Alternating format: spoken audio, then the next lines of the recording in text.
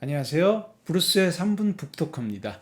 오늘은 김정은 교수의 가끔은 격하게 외로워야 한다라는 책을 소개드리도록 하겠습니다. 복에는 두 가지가 있죠. 홍복과 청복. 홍복은 부귀공명 같이 우리가 늘상 말하는 그런 복을 말합니다. 반면 청복이라는 것은 청정한 복입니다. 중국 국학의 대가 남해근 선생님은 사람은 보통 만년에 이르러서야 이런 청복을 누릴 수 있는 때를 만나지만 대다수의 사람들이 반대로 청복을 고통으로 느낀다라고 말을 했어요. 대다수의 사람들이 어떤 적막이나 외로움이나 고독 같은 것을 두려워한다는 겁니다. 그래서 남해근 선생님은 젊어서부터 그런 적막과 고독을 즐기는 방법을 깨달으면 인생을 이해하고 인생의 더 높은 경계를 체험하는 데 도움이 될 수 있을 것이라고 말했습니다. 이 책은 바로 김정은 교수가 50대에 즐기기 시작한 청복에 대한 책입니다.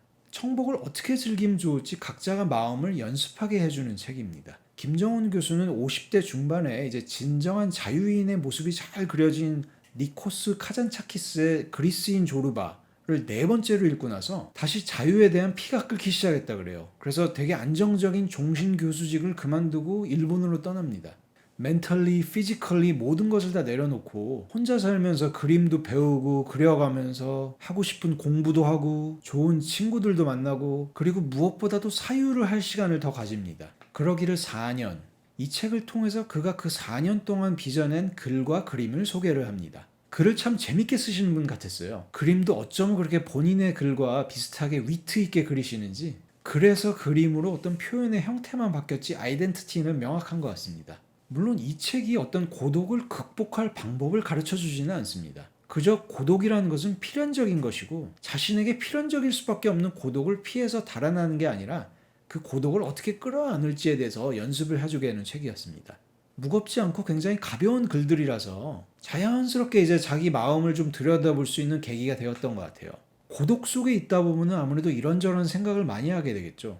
저자가 심리학자라서 그런지 그런 고독 속에서 인간의 마음들이 작동하는 것을 그런 심리들을 아주 잘 알고 있었던 것 같습니다. 노스텔지어, 향수가 어떤 역할을 하는지 그리고 어떤 흉내가 만들어내는 공감, 어떤 시기심이나 질투 그리고 타인의 불행을 고소해야 하는 어떤 인간의 심리, 샤덴프로이데라고 하죠. 그런 주제들을 굉장히 쉽게 설명을 잘 해줍니다. 또 알기 쉽게 매 글 뒤쪽에다가 심리학이나 아니면 철학 용어에 대한 설명도 같이 덧붙여놨어요. 그리고 읽다 보면 이 책이 꼭 고독에 대한 책만은 아니라는 것을 느낄 수가 있었습니다. 자아의 발견에 대한 책이고 또 자유에 대한 책이었습니다.